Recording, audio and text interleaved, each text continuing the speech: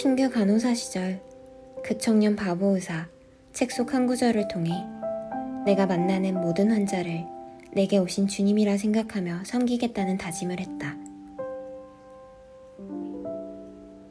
중년의 한 여성분이 있었다.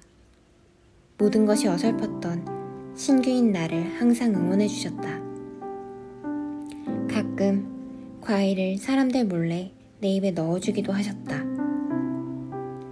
그분 병실 벽에는 성경 구절이 쓰여있는 포스트잇으로 가득했고 늘 찬송가가 울려 퍼졌었다. 내가 휴가를 간 사이에 그분은 예쁜 아이 둘을 이 땅에 두고 주님 곁으로 가셨다. 어느 날 배우자분이 찾아와 나에게 감사 인사를 하셨을 때 눈물이 왈칵 쏟아졌다. 아직도 그때의 공기가 생생하다. 죽어가는 어머니 곁을 홀로 지키는 한 청년이 있었다. 내 또래 같았는데 학생처럼 보였다. 의사가 사망 선고를 하기 직전에 나는 환자의 손을 잡고 기도했다. 주님 나라에서 평안하시길, 남은 아들이 후회와 죄책감이 아닌 주님의 선하신 뜻을 따라 살길. 그리고 그 청년과 복도에서 함께 눈이 빨개지도록 울었던 기억이 난다. 뼈밖에 남지 않은 앙상한 몸으로 매일 강한 진통제를 찾던 한 젊은 여성분이 있었다.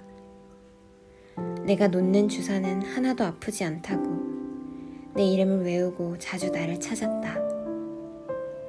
결국 중환자실로 가시면서 작별을 했다. 몇 년이 지나도 내가 누군가에게 주사를 놓을 때면 그분 생각이 난다. 만남과 이별의 반복 속에서 나는 지쳐갔고 내가 처음 간호사로서 가졌던 마음가짐이 점점 사그라졌다. 병원 밖에서의 관계 속에서도 무력감을 느껴 사람들을 회피하기 시작했다. 주일엔 예배가 아닌 그저 참석을 목적으로 교회에 갔다. 미지근한 자가 된 것이다. 거듭된 예배의 실패와 관계에서 오는 허탈감, 직장에서의 긴장감으로 주님과의 관계가 멀어져 갈 때 남편을 만났고 미국행이 결정되었다. 놀랍게도 이곳에 오기까지 모든 과정이 순조롭게 진행되었다. 마치 주님이 우리 가정을 이곳으로 어서 오라고 부르시는 것처럼 느껴졌다. 나는 내 아물지 않은 상처가 사람들과 있을 때 더 악화될 거라고 생각했지만 주님은 자꾸만 나를 작은 교회 공동체 그리고 여성기도회 등 믿음의 공동체 속으로 이끄셨고 이웃을 붙여주셨으며 사회의 한 구성원으로 나를 세워가셨다.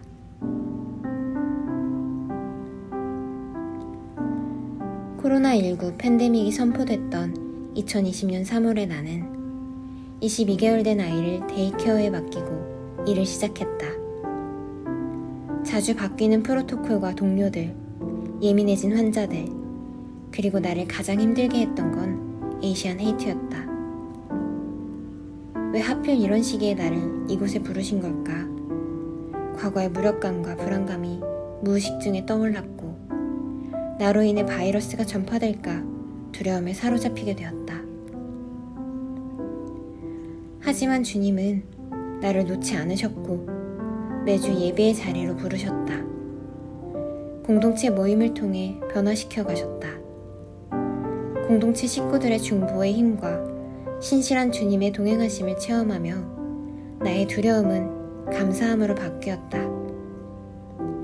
매 순간 팀워크를 발휘하며 대응해 나가는 내 동료들을 보면서 해낼 수 있다는 자신감을 갖게 되었고 이 역사적인 시기에 내가 누군가에게 조금이라도 도움이 될 수 있다는 것에 감사했다.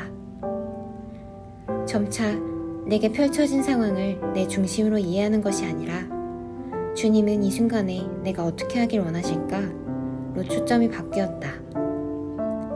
주님 없이는 아무것도 할 수 없는 존재임을 고백하게 하셨다.